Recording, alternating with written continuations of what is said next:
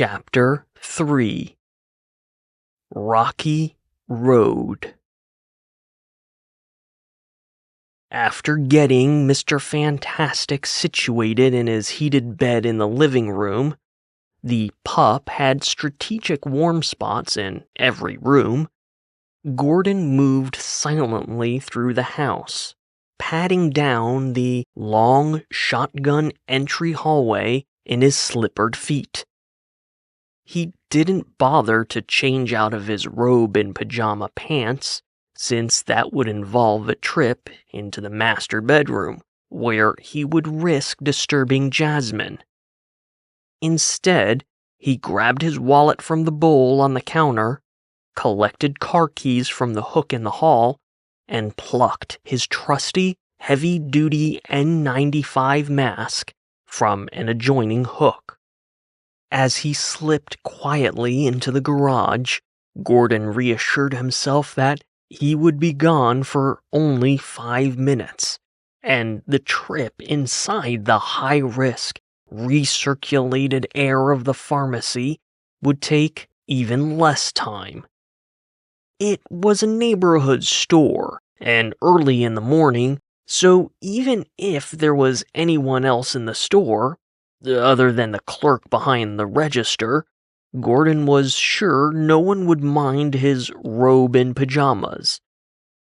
This was Florida, after all, and mild-mannered, ice-cream-hunting, robe-wearing Gordon Wegner had little on the incredibly ripped, 6.5-foot-tall, dreadlocked white dude who performed an intense, if not wholly made up, martial arts demonstration in the middle of the intersection outside the pharmacy while wearing nothing but a pair of too small red underpants. Technically, the man was doing nothing wrong. Plus, he always cleared the intersection before the light turned green. But Gordon always suspected that if the police bothered to help the guy, they would probably find he was hopped up on meth, bath salts, opioids, or all of the above. This was Florida, after all. Inside the garage was Gordon and Jasmine's car. It was a black two-door hatchback that was nearly old enough to start drinking, which also meant it came from a time when compact cars were actually compact. It was Jasmine's car before they got married, and as they settled into their little slice of perfect, Gordon was only too happy to give up his own rust bucket clunker. Even before the pandemic, it wasn't like they ventured out very often, so Jasmine's car more than sufficed. And despite its age, neither Gordon nor Jasmine had ever felt the compulsion to replace it with a newer model. The little hatchback did precisely what they needed it to do, with few, if any, complaints. And instead of feeling an irrational sway of desire, fear of missing out, or keeping up with the Joneses whenever they saw a splashy car commercial or colorful modern automobiles on their daily walk through the neighborhood, both Gordon and Jasmine were merely reminded of that most cherished, elusive emotion of all.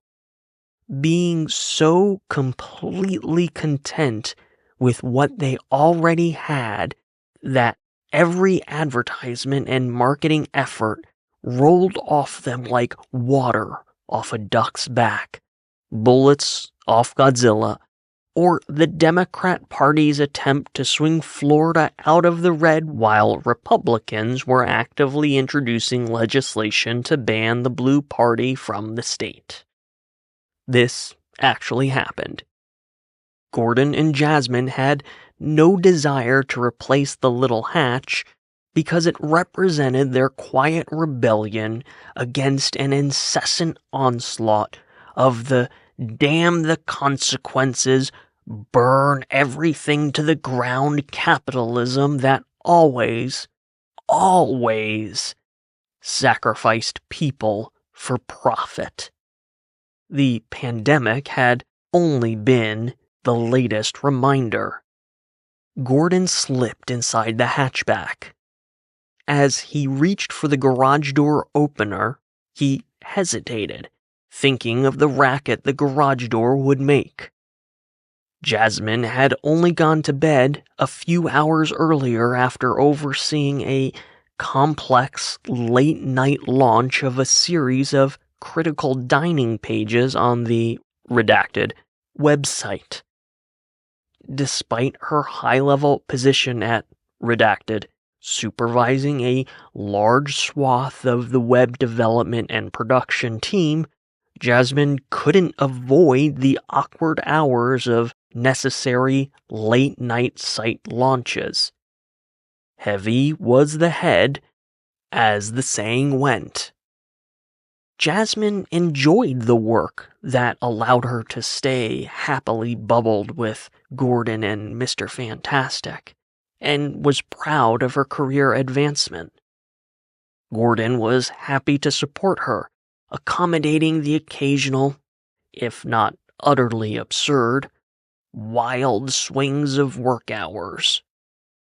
These days, it wasn't often that Gordon experienced strong, negative emotions, but he still loathed the idea of disturbing Jasmine's much-needed rest. She worked so hard, and she had so little energy these days. Still, the pharmacy and the mint chocolate chip ice cream called out to him. If she were awake, Jasmine would insist he go and not worry about bothering her. Plus, he was excited to surprise her with a treat. With his left hand hovering over the garage door clicker, his right hand inserted the car key. He would open the garage door right after the car started, letting the noises blend into each other while minimizing the total time of the auditory disturbance, protecting Jasmine's slumber as best he could. Yes, that would do just fine. Satisfied with his compromise, and his taste buds once again tingling with phantom minty flavor, Gordon twisted the key in the ignition, ready to embark on his mini adventure to the corner store. The transmission clicked. Lights blinked, wavered, and then dimmed. Gordon frowned. The little hatch's battery was dead. It really had been a long time since they had left the house. Gordon let his hand drop from the garage door clicker as he let out a soft, frustrated sigh. At least he didn't open the garage door first. That was good.